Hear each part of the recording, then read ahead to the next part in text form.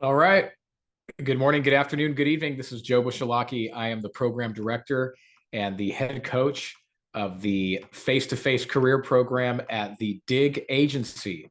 The face-to-face career program is essentially the free lead program for face-to-face agents who sell final expense insurance at the DIG agency.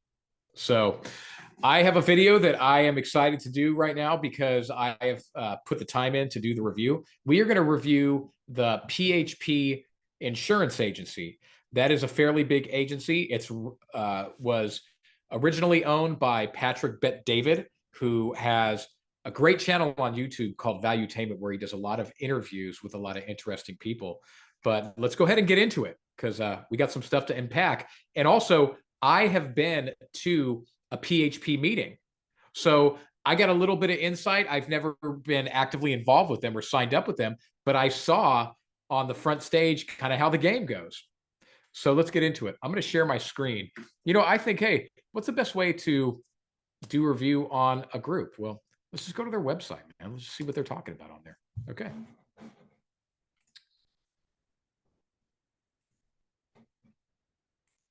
Okay, share my screen. Okay, so here is their official website. PHP agency, which is people helping people, I believe. Coverage for your family, a career for you, a career serving people. PHP agency is a tech-enabled life insurance marketing organization that provides the best platform, training, and support you need to succeed as an insurance agent in the industry. This video right here is approximately, I think, 1 minute and 45 seconds. Let's just play the whole thing, and I'm going to give you my take on it right after.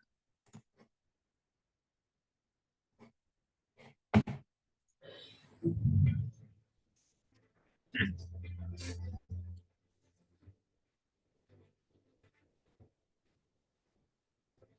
says, what's your vision? I said 500,000 licensed agents by 2029. It's that simple.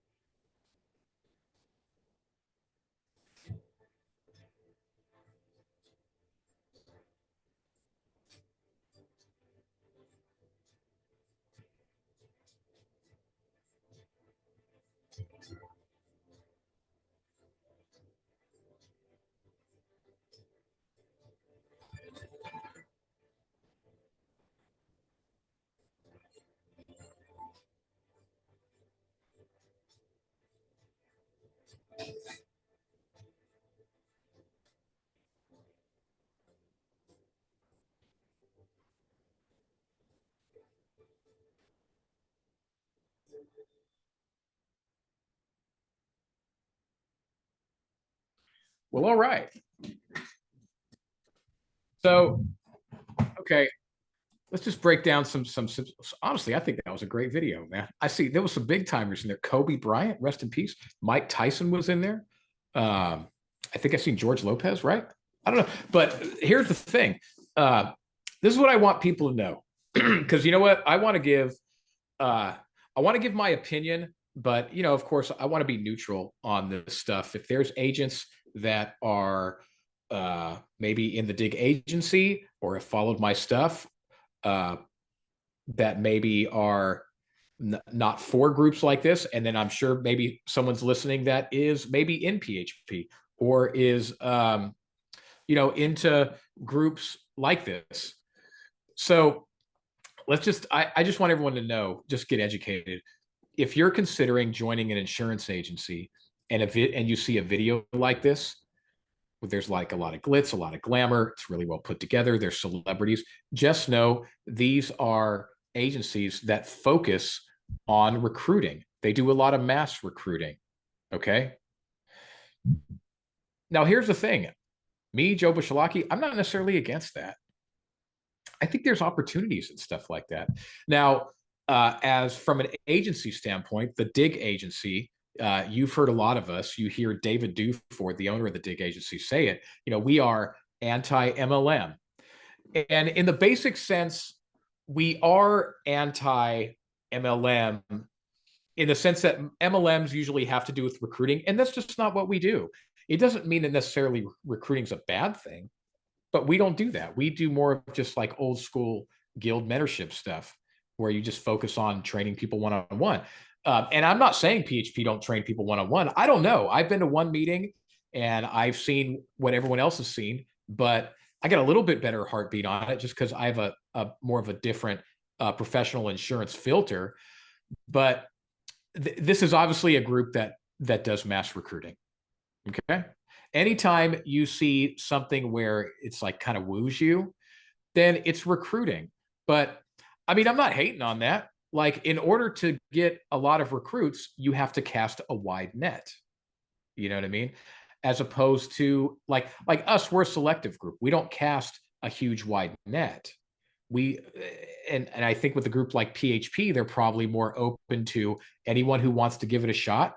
You can be involved. But the big takeaway is just know, everybody, PHP or whatever agency, insurance, non-insurance, when you see videos like this, just know what you're getting into. See, I think in this video, guys, what I really want to, my main thing that I want to hopefully get across as far as a point is, to the best of your ability, know what you're signing up for.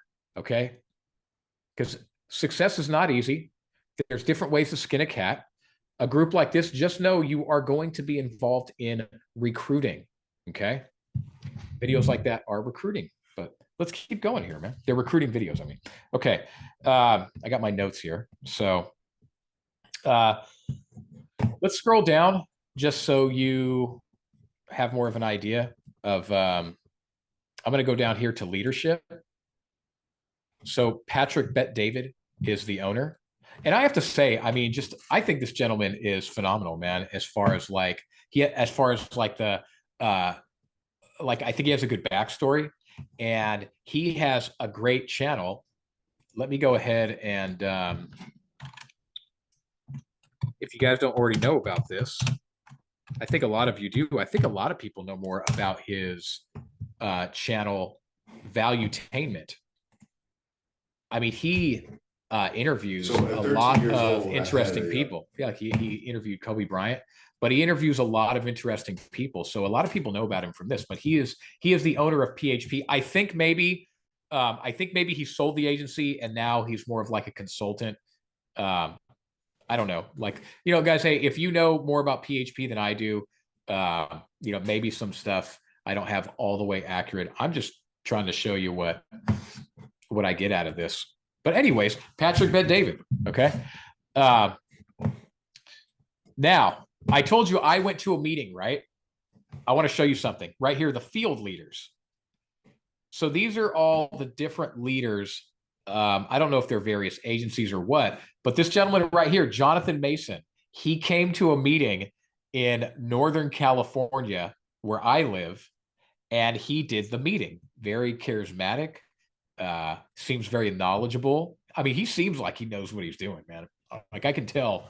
You can tell when you see someone that's like a successful person. I can tell he's successful. So anyways, I'll get back to what I experienced at the meeting, but this is the gentleman right here. So I'm thinking he's on the chairman's council. I see all these other people that are on chairman's councils. I'm suspecting that if you're in this group, the field leaders, these are the ones that go to the different meetings throughout the nation, and they're like the main speaker. So anyways,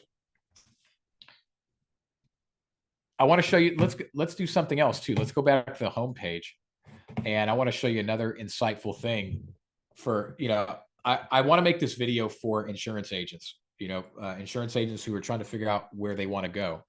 So you got the video. I showed you that. I just wanted to show you some of the leaders and the specific one that I seen at the meeting. But here's another thing too. If you're looking for an insurance agency and you're trying to figure them out, well, go to the carrier list they have, and you can kind of figure out what type of insurance they do. Where is it at? I think About Us. Let's see. Point out the carriers. Where were the carriers at? Let me go to About Us. Newsroom, careers. Sorry, guys, I can't remember. There's a part here where they're going to show. Oh, no, not the careers. Hold on, guys. Stick with me here for a minute. I'm going to start go through some of this stuff here and see if I could find the carriers, because they're here somewhere.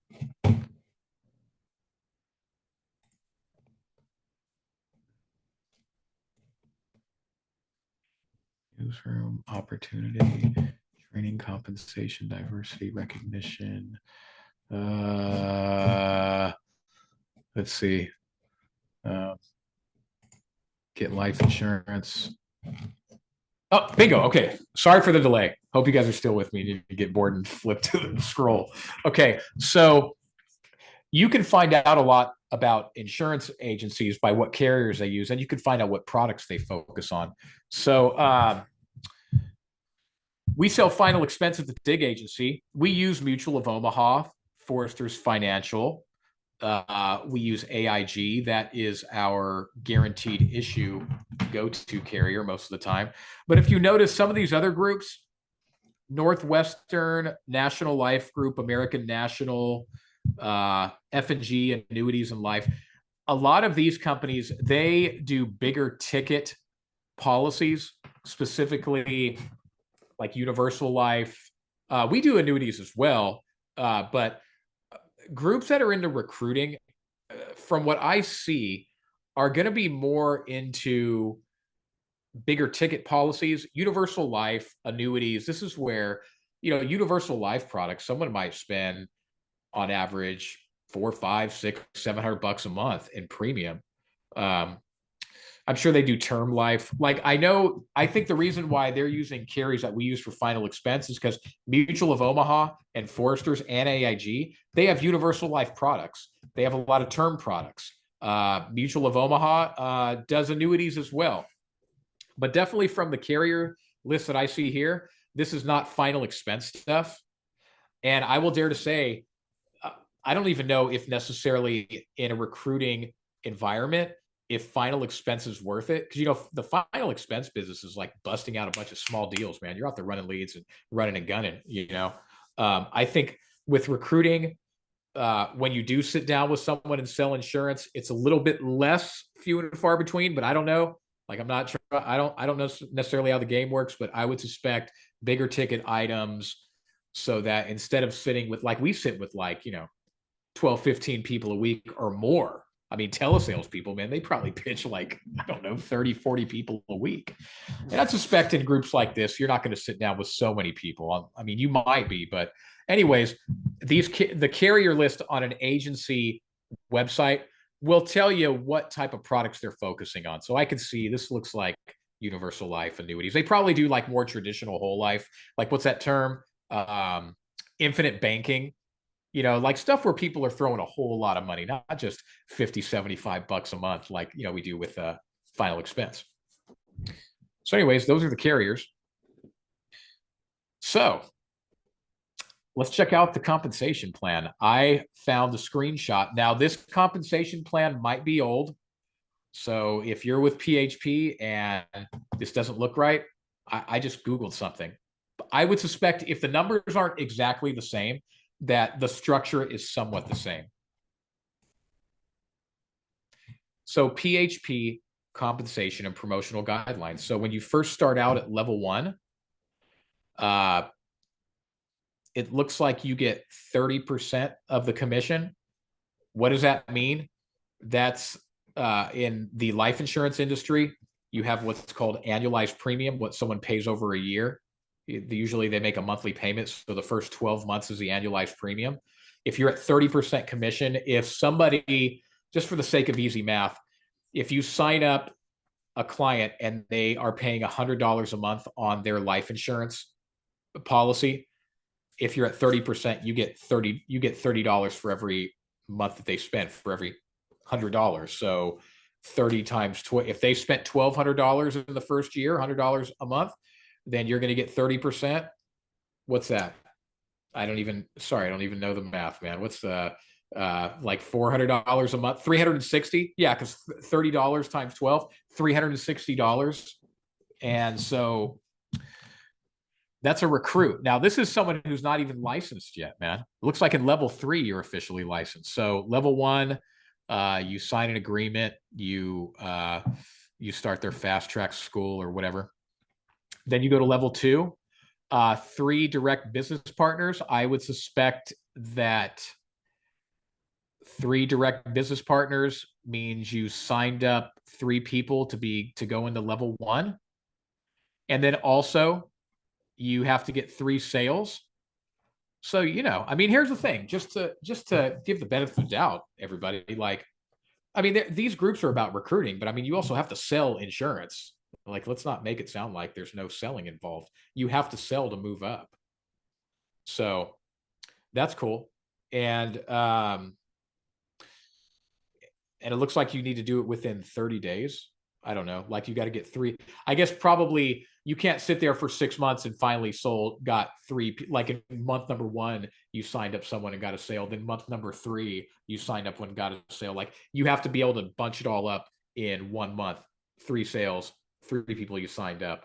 And then you move to a field associate. So it looks like a field associate is basically the equivalent of just a licensed independent, or a licensed independent insurance agent. Oh, and by the way, PHP is clearly not a captive company because they have multiple carriers you contract with. So you're an independent insurance agent. That's another thing. If you're thinking about joining an agency and they have one carrier, that's probably a captive company. Not all the time, but the signs are there, the yellow flags. I mean, not yellow flags. Hey, you know what? I'm going to do a review on a captive company. I don't think necessarily captive companies are all that bad. I think a lot of times in captive companies, you get good training more than some independent insurance agencies. Shameless plug. I think we give the best training, but hey, that's another story for another day. Okay. So level 3, that's like you are an actual licensed agent, and you got one person on your team that has done the whole 30-day thing where they signed up 3 people, got 3 sales, 3,000 points. Oh, and by the way, if you're not licensed, you can't sell a deal. So I'm presuming that 3 sales means you referred 3 people to get signed up under a field associate. Like, hey, like I said, if you're with PHP and I'm saying stuff wrong, I'm just navigating through this like anybody who's just looking at something. 15 base recruits. I think a base recruit would be people that level 1. I don't know. Maybe there's a difference between base recruits and 3 direct business partners, but I would think 15 people mean you got 15 level 1s under you. You made 15 sales. All right. Then you have a director. You've got 2 licensed agents under you, or you have 1 direct field associate, which is basically you're a director who has a director under you, plus 2 direct associates. Okay. Something like that. You got 6 licensed agents under you. That's like a field associate, right? Okay, I see. So you have 1 licensed insurance agent directly under you, but maybe that licensed agent under you, maybe they have 5 licensed agents under them. So that's how you got 6 licensed agents under you. 30 level 1 people, 30 sales, and it just keeps going up. It looks like to me,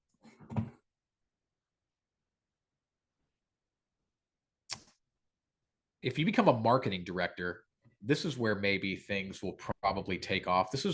I would suspect, and I would say that probably trainee, associate, field associate, director, that's probably some more like part-time work. Like, you could probably get away with being a part-timer and reach level 4. But now when I see level 5, I think level 5, that's probably going to merit some full-time work, man. And I'm going to actually get into that into the end of the video, man. I really want to talk about what it takes to be successful. And what it really comes down to is who's really willing to put in the work. But I would think marketing director is kind of the equivalent of you're a full-time active person in PHP. You ain't spending no 20 hours. Based on what I see, I don't see someone working 10, 20 hours a week and becoming a marketing director. That's probably 40, 50 hours a week, man. So you got all that. And then when you start getting over to this right side, this is where like you're really like the equivalent of a manager, you know, like you're really like you're really rocking and rolling with this stuff. Honestly, I think this stuff is exciting. I mean, they make it exciting. That's the thing about recruiting. You know, here's the thing. I can't hate on people selling the dream, which I'm going to show a debate of Patrick Bet-David and a couple other guys from CoffeeZilla. But, you know, this stuff is meant to be exciting. It's meant to look exciting. It's meant to get you motivated, to light a fire up under you and to get going. But all these other levels, this is more management. So I would say more in layman's terms. Let me say it this way. I would suspect this is level 1. Level 1 and level 2 is kind of just like you're just puttering around, like you're not even part-time, you know, like Patrick Bet-David's going to say in the video, you're kind of like a sometime-timer, or just someone who's just like signed up as kind of, you know, not making this their life. A field associate, a director, that's more like part-time work. Even director might be full-time, but you could probably get away with level 3 and level 4 as a part-timer. A level 5 is a straight up full-time person. I just don't see these numbers and on all the activity and showing up to meetings and selling deals. You're going to have to pump out full time to be a level 5. That's what I get out of it. And these other ones, this is all like management stuff. Just think of lower management, middle management, and upper management. You know what I mean? And then like, you know, this right here, chairman's council, man, you've like won the game, dude. So, but yeah, management on the right side is more manager roles. And this stuff is more like part-time and full-time. But the thing is, on the left side, you're still doing some management and recruiting. I mean, from day one, you're doing recruiting, which is a level of management, people under you. And then, oh, and as you can see, each level, you get more of the annualized premium until you get up to level 6, and it says 77% to 117%. So that's probably depending on the carrier. That's why it's, you know, because all carriers don't pay the exact amount. You know, some carriers pay, like if you're an independent insurance agent and you're like buying your own leads and you're not involved in recruiting, the compensations are usually higher. Typically, if you're buying your own leads, then you're going to get 100% of the annualized premium in final expense insurance. But there are carriers that pay a little less. They pay, you know, 90 or 80% or sometimes less, or you have carriers that pay a little more. You get, and it depends on your agency and your structure in the agency, but you're also, some carriers are giving you 105%, 110%, 120%. You know what I mean? So that's why I think there's a fluctuation, as you can see, because at level 5, it starts to fluctuate. So that's how this goes down. And then also here are, looks like the overrides.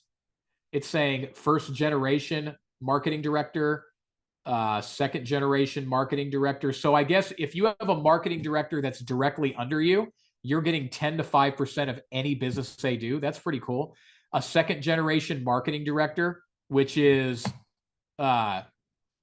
anybody who's a marketing director under your marketing director under you, and it just goes all the way down. So I wonder if maybe you don't get overrides necessarily off all of the level 1 through level 4, but I bet you do. Like they got this program called the Great Equalizer Bonus Program. Let's see, 5% bonus, 10 base recruits, 25 base applications. So yeah, I mean, you're getting some type of override off everybody, but it looks like the real name of the game is, and correct me if I'm wrong, if you want to leave it in the comments section, if I'm saying anything that is inaccurate, just through my lens, it looks like the name of the game is get to marketing director, then get some marketing directors under you.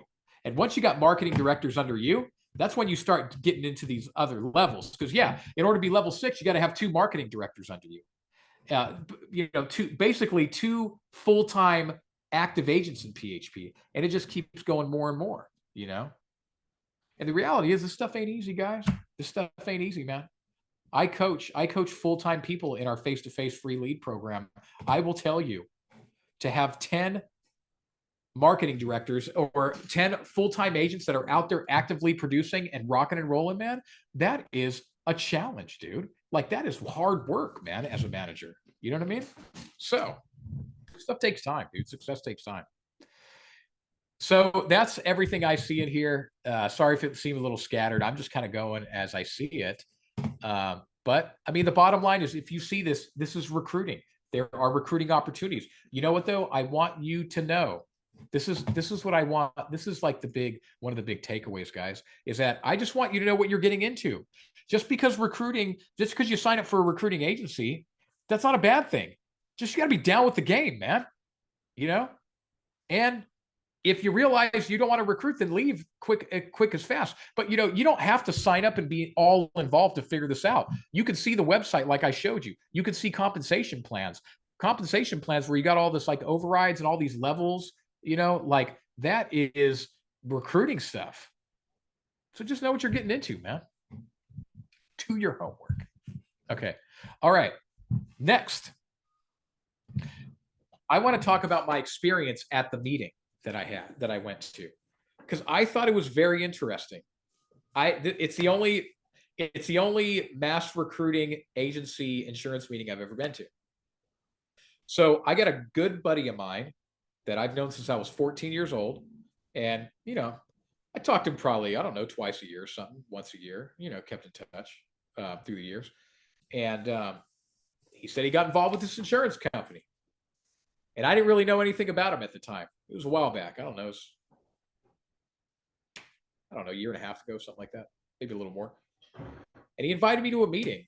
And I said, man, I'm like a manager at my insurance agency. I'm not want to be involved. He's like, just show up. And I'm like, okay, cool, man, I'll go for fun.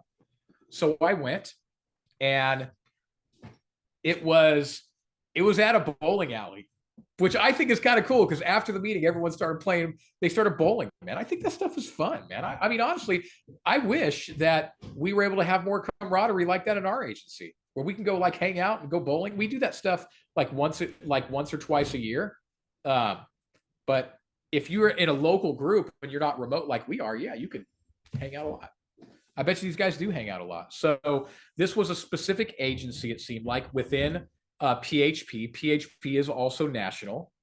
So I go to this meeting, and that gentleman that I mentioned in the video, Jonathan Mason, he was there.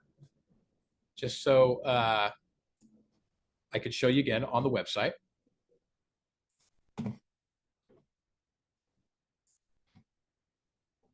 Field leaders on their website.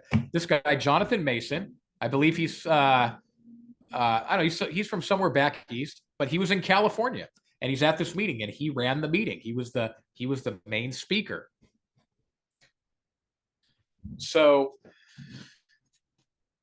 meeting starts off. I noticed that before Mr. Mason gets on, I noticed that there's another guy that gets on, and there's another guy that comes up on the stage, and my buddy that I grew up with, he introduced me to one of the other speakers, and I'll get back to him in a minute. But there were 2 people that seemed relatively local, and then they introduced John Mason. So John Mason, he gets up on the stage, and he starts showing like videos, and he starts showing stuff, and he's very charismatic, and he got the crowd going. I mean, I will tell you, man, I was getting emotionally psyched in it too. I was saying to I have a professional insurance filter where I could kind of filter through stuff, but I was thinking like everybody else in the group, like, man, dude, like, I wonder what they're thinking, because he's getting me hyped up about this stuff. And, it just talks about the income opportunities and how you can help your family. He even brought up the idea of like how when people get old and there's not, like, they don't have money and they have to liquidate their assets and they have to go to like a nursing home, and how they can't live at home. And that got to me too, man, because my parents had my parents have health issues, and and my dad, when he was alive, had to have caregiving, and so does my mom. And yeah, that's a real struggle, man, to have the means to make to so that your parents can stay in their house. And he was talking about that stuff, and it's like really getting to me. And I'm like, man, dude, this is kind of cool. And so he went through his whole thing, and he didn't really get all involved in the pay structure, but he just talked about the opportunities. And then after that, um, everyone hung out. There was some bowling, and the guy John Mason, who's like in the agency, I could tell he's like a superstar in the agency. You know, it's kind of like the equivalent of like if David Duford in our agency like came to a meeting, like everyone's like, you know, kind of starstruck because Dave's like a YouTube star. And this was like the same thing. I could tell everyone was like all super excited about it. And so, but you know what? Just like Dave would, he hung out with the crowd and he like bowled, and it was cool, man. And he mingled. It's not like where in some places you got the main speaker, and then once they're done, they're like off on a plane to like, you know, the other side of the world or something. You know what I mean? So that was kind of cool, man.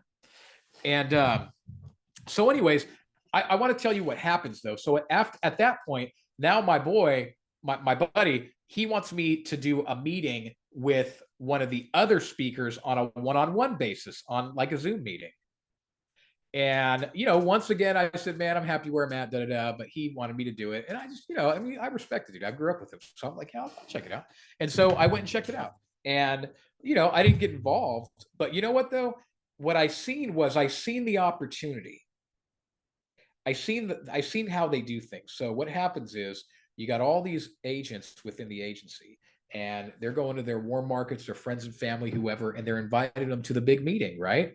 And the meeting has got like one of the more of like their top tier guys, this guy John Mason, and he does his thing on stage, and then after that everyone mingles, and then all of the people that are recruiting that invited people to the meeting, now they're scheduling one-on-one meetings to either sell insurance or to recruit people.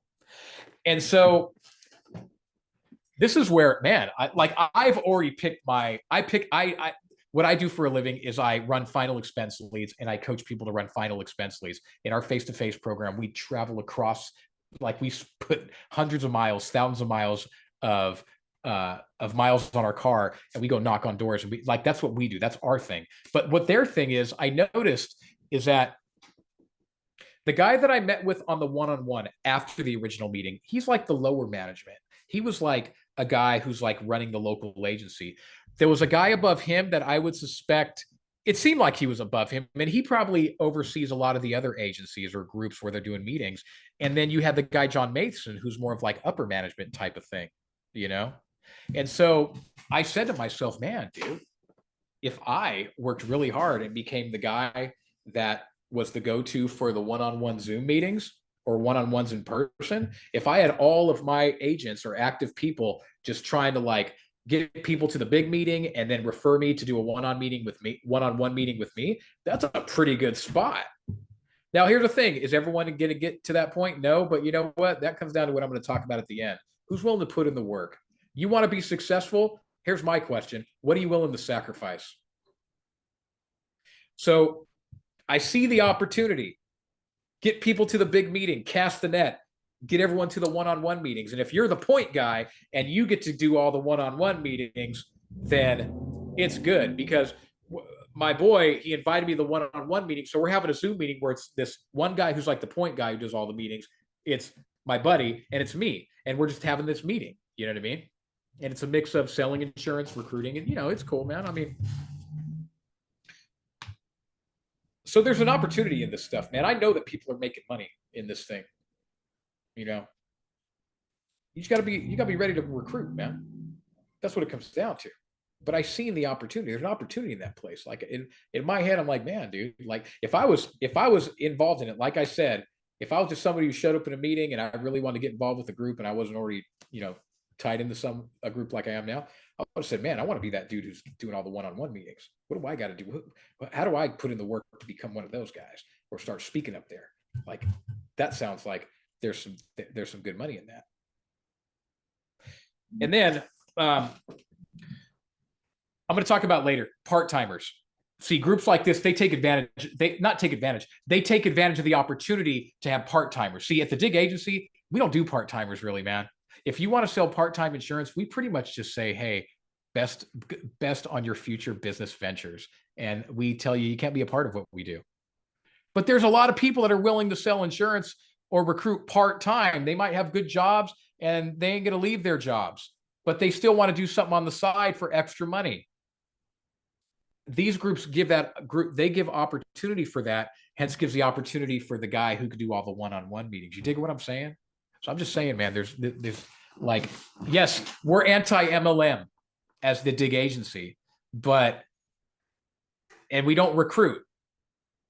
But I'm not saying this stuff is bad. That's just my opinion. Okay. All right. Now, I want to share with you a debate between Patrick Bet-David, the owner, or maybe I think former owner of PHP. I think he's a consultant now. I don't know. And a group called CoffeeZilla. So CoffeeZilla, man, is a couple guys that they invite, as far as I know, they invite business owners who they think own multi-level marketing companies, and they sit on and they debate them and they try to just eat them alive, man. So there's this video was about 3 years ago. Just want to let you know, I actually seen this interview because David Duford did a review on PHP. So I would encourage you, go look at David Duford's review on PHP because it's pretty good. And Dave has really good insight. But I wanted to do it too, especially because I've been to a meeting. So I felt like I had some kind of good insight on it as well. So we're gonna show snippets of this. And hey, pardon me, this video is long, guys, but I just like to do long reviews, man. I appreciate the people that subscribe with me. I appreciate you as subscribers, and I just want to bring you content that is like, yeah, it might be long and a little drawn out, but man, I want to really dive into this stuff. You know what I mean?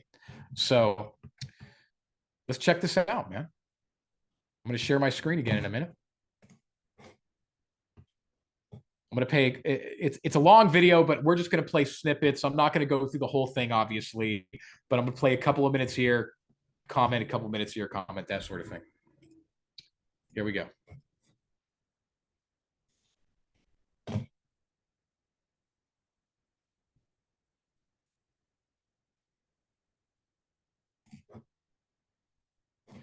All right, I turned down the volume. Pardon me, guys. I'm thinking that on that original video, when I showed that website video, the volume might have been super high.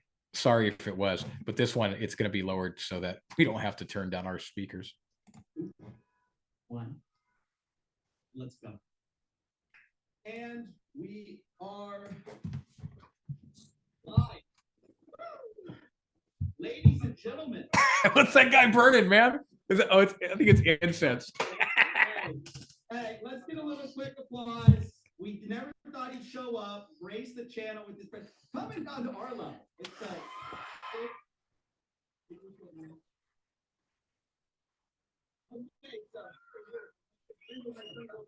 said, don't worry about Patrick Bet-David is coming. He's coming. Listen. Okay. Let's do a quick history recap. First of all, thank you. Thanks for coming on the show. We appreciate it. Okay, so I got to know you from your channel Valuetainment, and big fan. You got the hitters, the biggest hitters on Valuetainment. And around that time, I found this John Oliver piece on multi-level marketing, and I saw you had made a video on multi-level marketing, and I was like, dope, I'm going to check out Patrick's take, blah, blah, blah. But eventually, I realized you have this other company, PHP. I think that's one of your main business. Is that your main business? That's I would say so. Yeah, that's the main business. Yes. Yeah, awesome. So, and then I realized that that is itself an MLM, and we wanted to talk to you about it because I think MLMs are extremely predatory. You know the difference between an MLM and an FMO? FMO?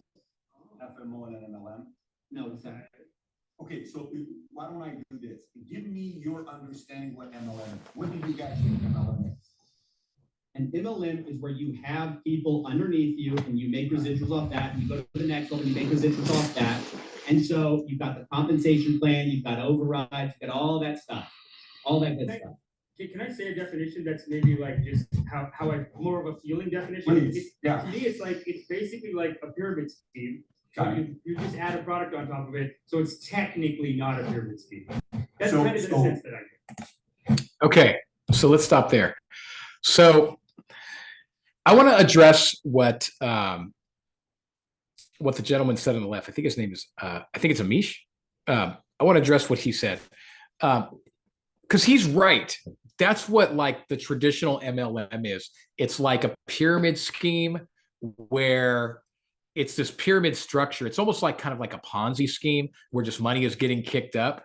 And then in the MLM legal world, what they do is they insert a product that is really nothing, dude. It's like when you these other MLMs that are not insurance, like where it's like they're selling like milkshakes or they're selling a CD on how to become a millionaire or something. Those are true MLM schemes because the product is like worthless, dude. I mean, I mean, I don't want to say worthless, but I just mean it's just like everyday stuff.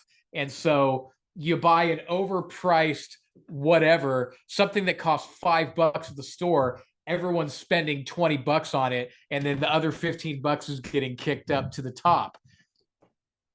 Here's the thing, though.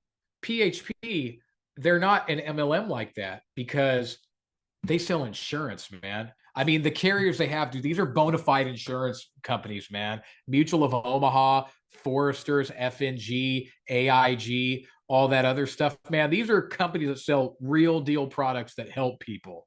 You know what I'm saying? So PHP is not an MLM like that.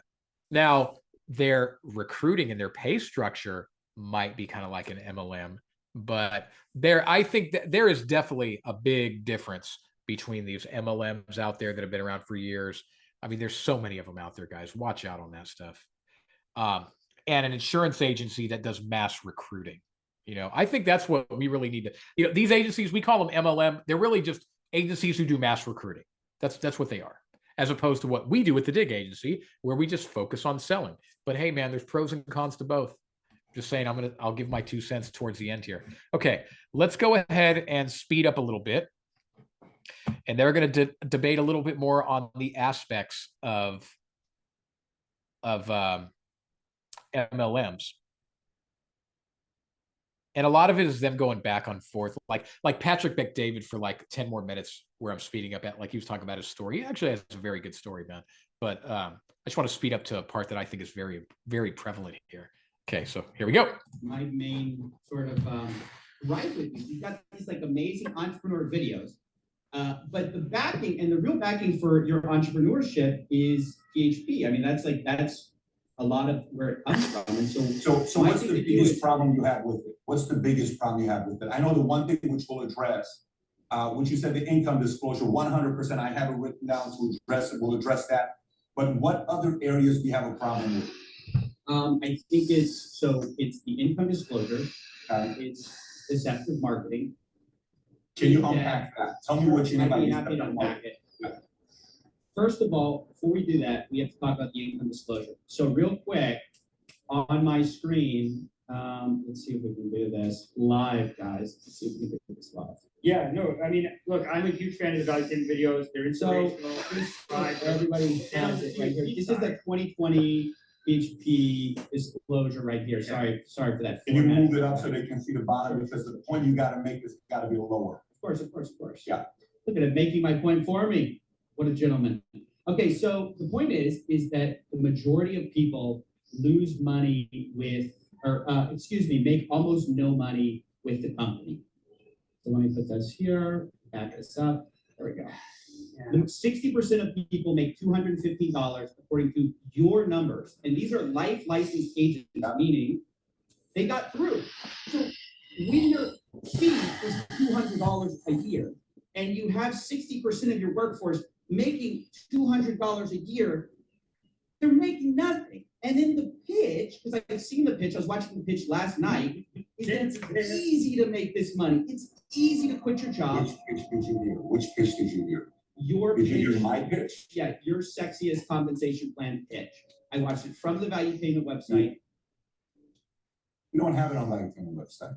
It's one of the education, it's one of we the don't have one, education portals. But I'm glad you did, but here's the part. So let me explain the income disclosure. So let's start there first. Number one, do you think if this was an area that we were embarrassed that we would publicly disclose it? No, we wouldn't do it. And we did this.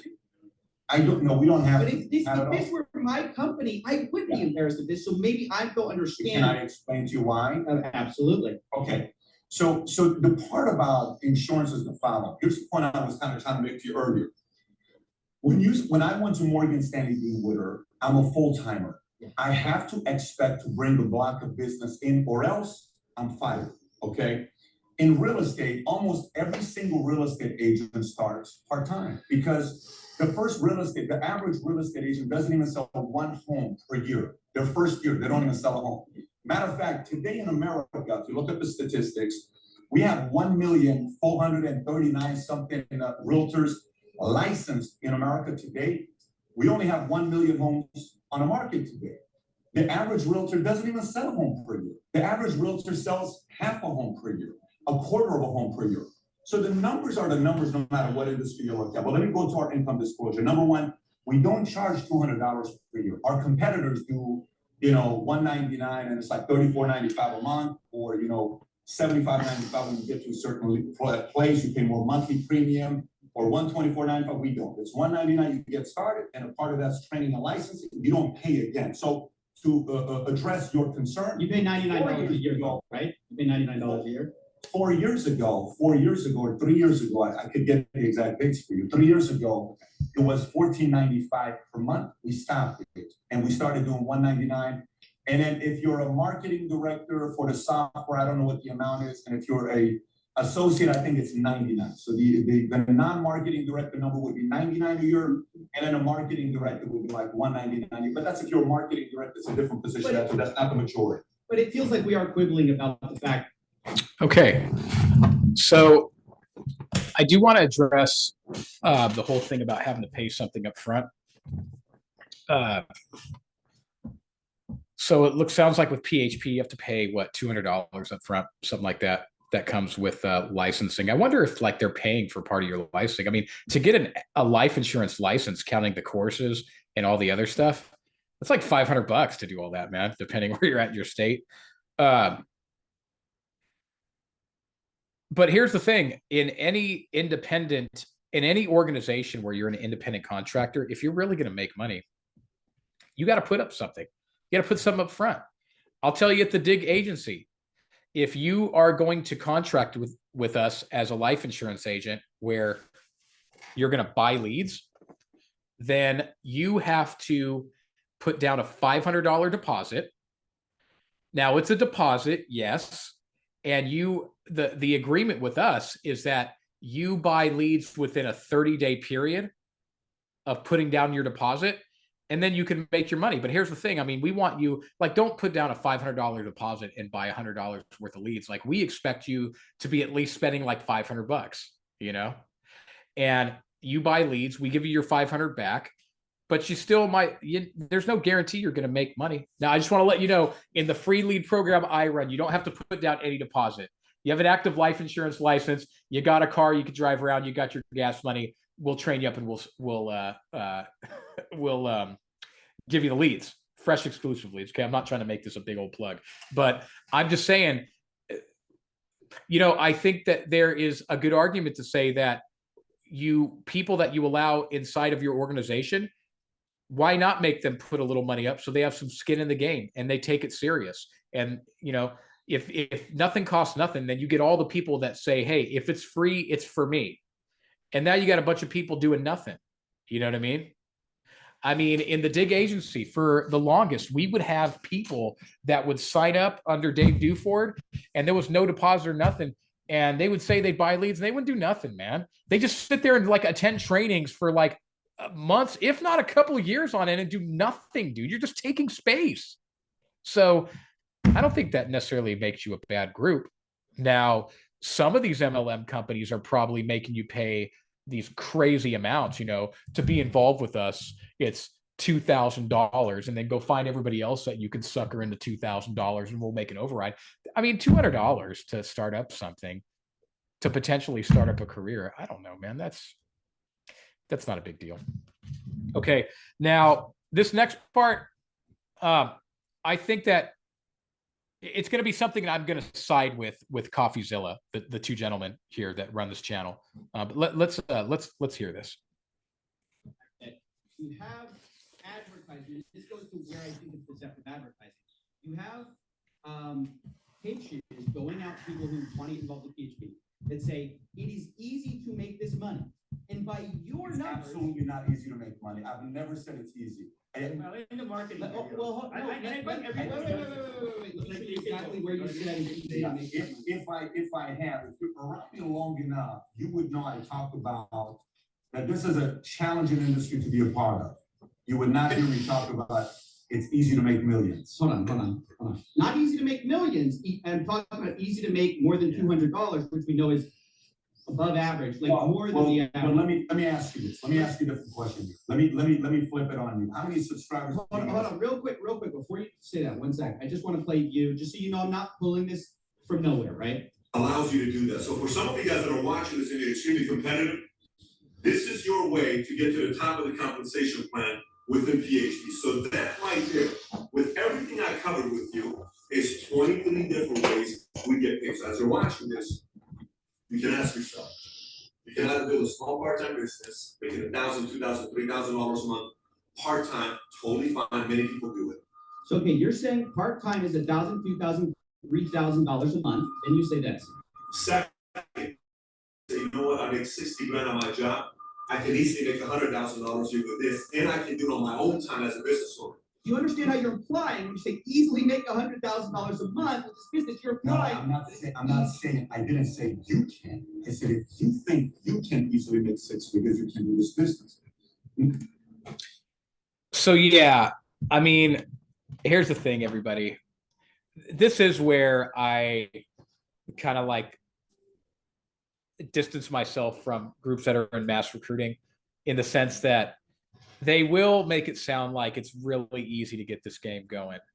And I do get the idea that they do sell a dream on purpose to get people involved. Like they sell the opportunity. We all sell the opportunity, but like the difference between like a group like this and us is we let you know up front, like this is hard, man.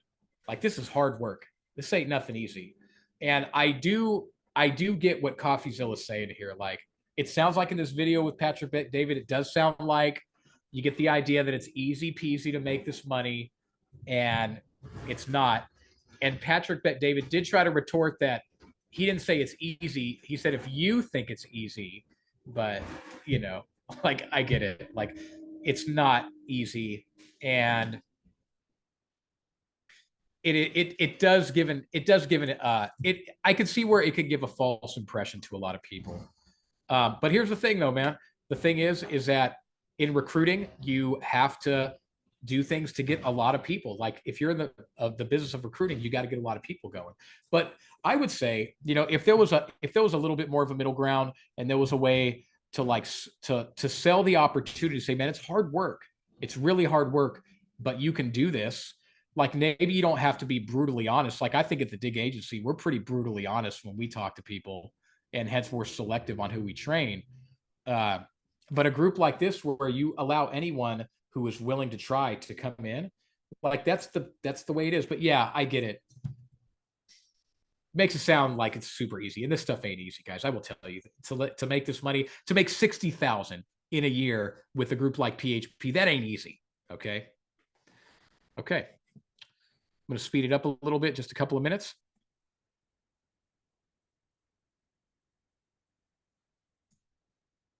And work your way up. You may not like the business.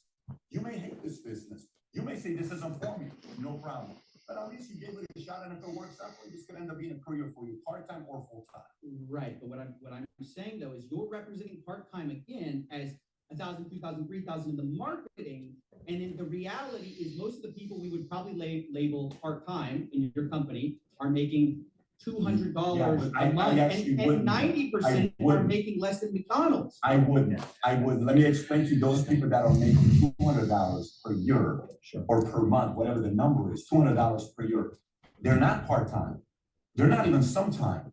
Listen, there are people, you have to understand this. I'm trying to be reasonable with you. There are people that literally are a mother who take care of their kids.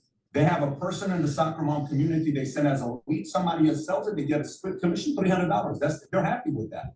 There are people that don't want to sell. There are people that have no desire to sell. All they want to do is play the referral game with somebody else. And that is not considered part-time. That is not even considered sometime. These are people that may put 20 hours per year into this business. That's not a part-time. That is a sometime. There are people that, I know people that are realtors, probably you know as well, where they got their real estate license just to sell their family's real estate.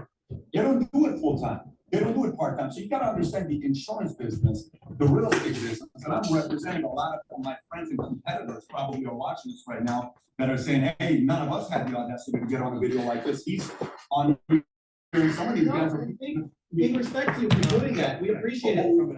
But what I'm saying to you is, and I'm sorry, I'll turn it over because I know I want to address your questions as well. Is what I'm saying to you is some people are full-timers, some people are part-timers. For us to disclose, I'm not going to sit there and say, let me just take my top earners and put the calculation away where the number looks good for me. I have to put people in there that haven't written the policy for 3 years, but they're appointed with us. So I can't count those guys as part-time. I just have to, for disclosure purposes, share with everybody else. All right. So this really is a good point to realize. And I think most of you, insurance or non-insurance or whatever, like you get this, you get what you get, you get what you give. And the reality is, if you want to make full-time money, you have to work full-time. If you want to make part-time money, and what's part-time? Part-time is like 20 hours a week, 30 hours a week. It's not, and sometime money is like a couple hours a week. And then there's no timers, like Pat's saying, Patrick bet David, and he's saying, you know, people that really just playing the referral game or whatever. I just want to say, outside of PHP or anything, I think that for any of you insurance agents who are listening to this, which is, I would suspect, are most of you, you know, you need to point the finger at yourself every day and say, what can I do? Yes, there's better agencies than other agencies. Yes, there is, you know, we can point the finger at an agency and say they're the reason I'm not successful. But I'll tell you, all agencies, they have their challenges. We have our challenges, man. Like this agency has challenges, they all do. But as far as the amount of time you put into something, the thing with being an independent contractor is that you have the ability to work as hard as you want, but you have the ability to work as less as you want. And a lot of people sign up and they don't work, man. I will tell you, a lot of agents, I interview agents and I talk to them, and a lot of them are always pointing the finger at where they were before they met with us. But I can almost guarantee that a lot of them, it ain't about the agency, is that you don't put in the work, man. You ain't putting in the work.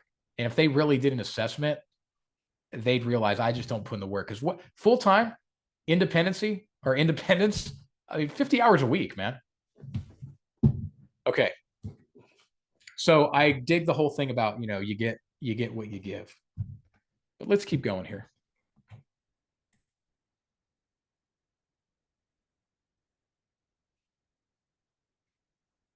All right. This is going to be the last section. It's going to run for a few minutes, about 7 minutes, and then I'm going to close out with what I want to say. And I might stop it halfway through. Maybe $100,000 is not special. What's the point? Anybody can make $1 million income. I don't believe that. That's where, yeah, not anybody can make $1 million a year income. I think he's going to address it right here, but I definitely don't agree with that statement. Anybody can make $1 million income. Now, before you respond to that, let me keep playing it for a Because second. of 1,000 people, one person's going to get $1 million, and so can you. Watch this. If you get to work and you have this compensation plan work for you, you get a lot of money. What if you come? This is what I want to talk about, Patrick. This is what I have a massive problem with. It's not, hey, Tell me those people which part of it. Tell me which part of it bothers right here, you. right I here. think you messed the whole thing up. You only make $200,000 a year. You completely messed things up. You only made $200,000 a year. This is an onboarding style video, or people would send this video to people. Can I make a suggestion? What if you completely mess this thing up and part-time you make $60,000 a year? Would that change your life? Yeah, forget all that, man. That's not true at all. Like, you completely mess things up and make 60 grand. You completely mess things up and make 200 grand. I will tell you, I'm on CoffeeZilla side on this one, man. Like, don't say that to people. Like, don't say that you completely mess up. You know, I will tell you at the Dig Agency, if you got all of your stuff together and you're doing everything we're talking about and you're pulling in, you're doing the work, you could make 200,000. If you still got stuff together and you're still doing stuff, but maybe it ain't going the way that you want, but you're still got your stuff together to some degree, you can make 60,000 a year. You completely mess it up and you're making 60,000. That ain't happening. Any group who tells you that, guys, that's just part of the dream they're selling. So I will tell you, I am totally on CoffeeZilla's side on that part, man. You ain't going to completely mess up anything and be successful. Come on. No, success comes through you mess up stuff, you have failures, and then you learn from them, and then you get your stuff together and you ain't messing stuff up no more. And now you're making money. You know what I mean? All this, like, I just make a big mess and I fail, but I still, I happen to have 60 grand in my bank account. Okay, so I just want to, I feel like in this video, I'm doing a lot of things that promote PHP. I just see the opportunity and I know what it takes to be successful, but just to show that's one part. No, you don't completely mess up nothing, guys. And all of a sudden 200,000 is in your bank account. That's not real. That's some other reality. So yeah, don't buy into that. Okay.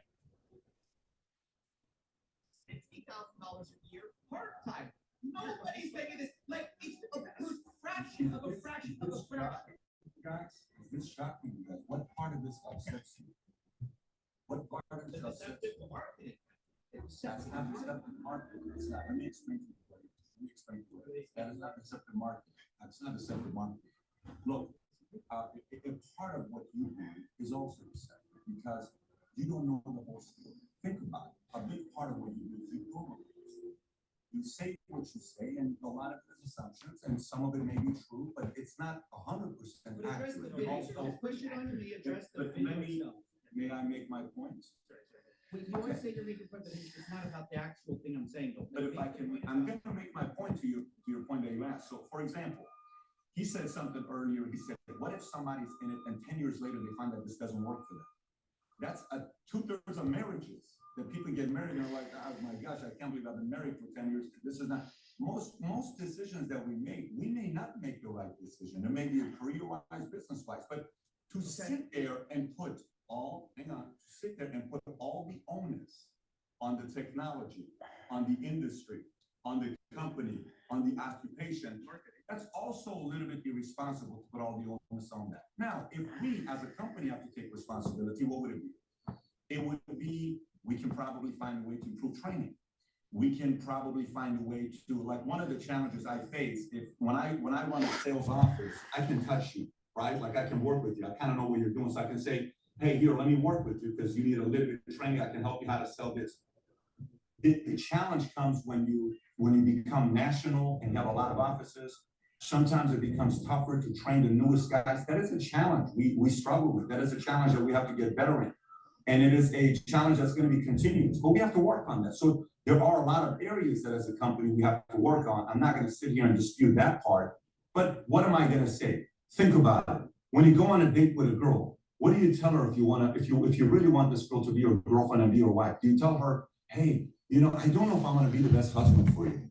I don't know if I'm going to be this. I don't know if, you're going to sell her the dream." Everything's about selling the dream. Barack Obama got elected selling the dream. So did Lincoln. So did Clinton. So did Bush. So can I just be like, "Yo, I've got 2 million in the no, I don't like that. I do not like that part. Right? I'm not a fan of, by the way, you know what's amazing about what you. So Patrick Bet David, he is giving up the ghost here, so to speak. Like, if you're going to be involved in a recruiting agency, dude, they sell the dream. They sell it hardcore, man. It's not everything meets the eye on the front stage, but part of being in a recruiting agency is selling the dream. I mean, he's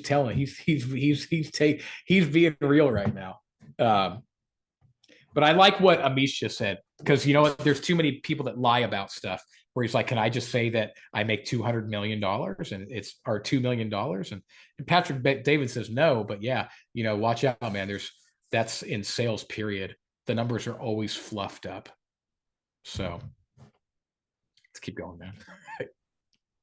Say the reason why I like the whole ring situation, like when you get rings and people make money, you kind of can't lie about how much money you're making. By the way, to your credit, there are a lot of people in this industry that lie about how much money they make, and I cannot even debate that part.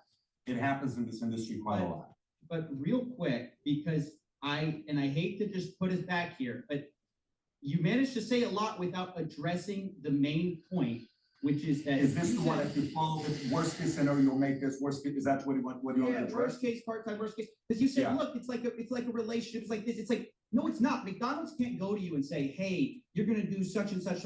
They have to tell you, hey, you get this job, you're going to make this much money. Yeah, but McDonald's also doesn't give you the opportunity to make 6 figures, $250,000 or $500,000 or $1 million. They also don't give you the upside. So. But it's not. But you have to realize a fraction of a percent, just like it is with The CEO. right. So what I'm trying to say to you, what I'm trying to say to you is, look, if you get into any kind of like arguments or well, McDonald's pays you more, yeah, but the upside is not as much. If you let me go to an established company. Well, I don't have an opportunity. The deceptive marketing. I don't have a problem with that. I'm telling you, you're selling a dream to people that is not borne out by your own facts that you distribute regularly. And as the CEO, don't you have to tell people what is actually true? It is the dream. You just said you're selling people the dream, and then you said, look, what's the worst that happens if you fail? And but that is, but here's the part. So think about it this way. But if you fail, you're making $200 a year and paying $99 in the fee, probably. But you really think you're a smart guy.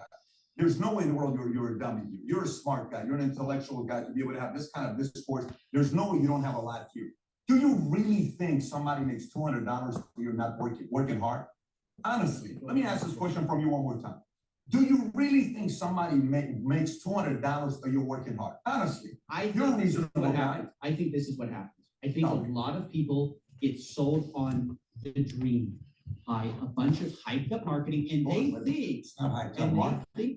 they think because people tell them that part-time you're going to make $1,000, $2,000, $3,000. They think part-time you're going to make $60,000 a year. It's so much better. They flock in. They realize they've been misled. If you would be willing to be reasonable with me, I can have a discourse with you, but you're not. You cannot sit here and tell me. I'm asking you a question. You're a smart guy. Do you actually think a person who doesn't sell one home a year, that's the real estate industry's fault? Do you actually think a person who sells only one home, that's real estate industry's fault? Do you actually think a person who only makes $200 per year, that's the industry's fault? You have to know that. Let me explain. We have a number of agents. You're shaking your head like you're trying to say this is deceptive. No, I was just laughing because I said, let me explain. Okay, You said, let me because I'm giving you guys respect. I'm making it sound like we're having a very respectful conversation. So I'm not disrespecting you. So just think about it this way. Think about it this way. If I have a guy in the company that's making $1,000 a month, they're making $500 a month, they're making $2,000 a month. If they don't want to put more effort, they don't have to put more effort. I can't force the person to put more effort because I don't have a quota. You're not my employee, so I can't force you. By the way, take the pool of agents that we have appointed with us, okay? Take that number. Say the number is 12,000, 13,000, whatever the number is that's active. We've licensed 23,000, but say 13,000 is active with us, licensed and appointed, right? Okay, out of the 13,000 that are actively licensed and appointed, how many do you think get on Zooms? How many do you think go to trainings? How many do you think get on calls? Can we agree the number of people that actually get on calls on a weekly basis is probably 10% of that?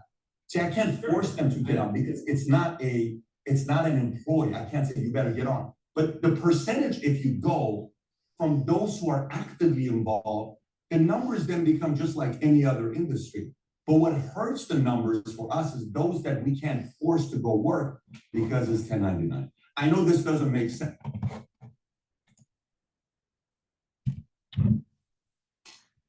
So Yes, PHP is a mass recruiting company. And just think about the stuff that I showed you. I mean, just go to the website. If they have the video where it's lights, camera, action, there's celebrities, all that type of stuff, stuff that woos you, it's a mass recruiting agency. If you look at the compensation plan, obviously it's built on recruiting people. But you get what you get what you give. So here's my main takeaway for all of you insurance agents. Is mass recruiting in the insurance agency, is that a bad thing? No. Is telesales a bad thing? No. Is face-to-face field work, running leads, is that a bad thing? No. These are things that you can do. But what's it really come down to, man? It comes down to who's willing to put in the work.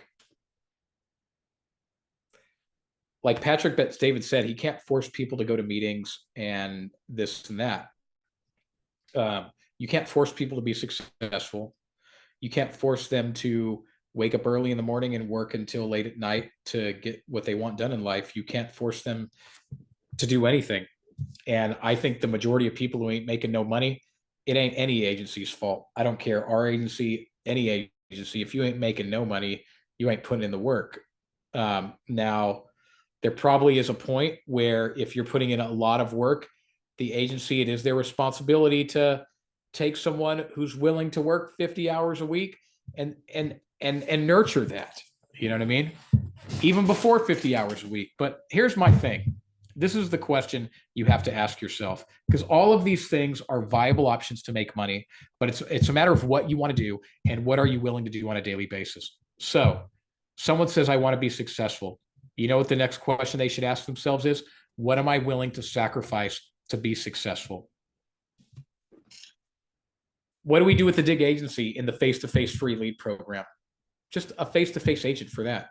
We are driving across the universe, putting 150, 200 miles on our car every field day. We're knocking on doors. We are going an hour, hour and a half, sometimes more away from our house. We're knocking on a door at 8 p.m. at night, away from our families and our wives and our spouses, just whoever you are, man or woman. And these are the things we do to be successful, to have independence, and to be able to make good adult money. What do telesales people do, man? They sit in a room like a hermit. They sit, who wants to make phone calls for 10, 12 hours a day? Ring, ring, ring, ring, ring. This is what they do to be successful. Places like PHP, what do they do to be successful? What they do is who wants to wake up every day and go talk to all their friends and family, to the point where now all your friends and family, maybe a lot of them try to distance themselves and avoid you because they know, oh, there's the insurance guy Joe who's trying to recruit somebody. Who's willing to be that person, and then wake up one day and still have to do it all over again and attend meetings and have to, quote unquote, sell the dream? Because yeah, they sell the dream. Yes, you got to be a dream seller if you're going to be involved in that stuff, man. But here's the thing, regardless of what you do, you're going to pay a price. And any option, outside sales work, inside telesales work, mass recruiting, you're going to have to pay a price. You're going to have to spend 50 hours a week plus if you really want to be successful at this stuff. And you're going to have to do what you got to do to get what you want. So, ladies and gentlemen, if you want to get free leads, fresh exclusive leads, and run face-to-face final expense insurance, then and you want to get trained by yours truly, who will I'll give you one-on-one. I'll tell you how it is. I'll give you one-on-one training. You ain't going to recruit nobody, and I'll give you the honest truth of what you need to do so you can be successful, and I can walk it out with you. DavidDuford.com. That's DavidDuford.com. And you can click the apply button. If you click the apply button, you can you put down that you want to do final expense face-to-face, and you click that you want free leads. You can also attend a group Q&A if you want to have some questions about us, or if you have any questions about us and you want to jump on Zoom as a group and talk to somebody from our agency. But yeah, PHP, I mean, it's recruiting, man. I mean, It is what it is. You want to be a part of it, great. If you don't, well, maybe you should join an agency like ours. Okay, with that being said, hey, God bless you, everyone. Appreciate you watching. Take care.